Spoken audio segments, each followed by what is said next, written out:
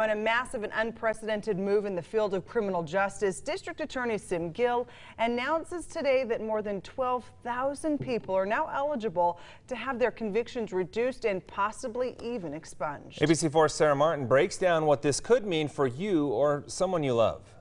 12,334 people are on this list. All have drug possessions convictions, and all are having those convictions reduced. This is what justice looks like.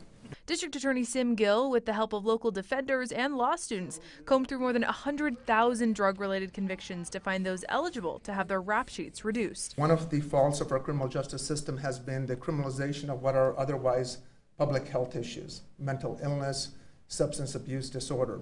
This massive motion would only reduce the convictions of those with drug possessions charges. It does not apply to those convicted of any other felonies: personal offenses, weapon offenses, sexual battery, lewdness, DUIs, communications device tampering, or domestic violence offenses.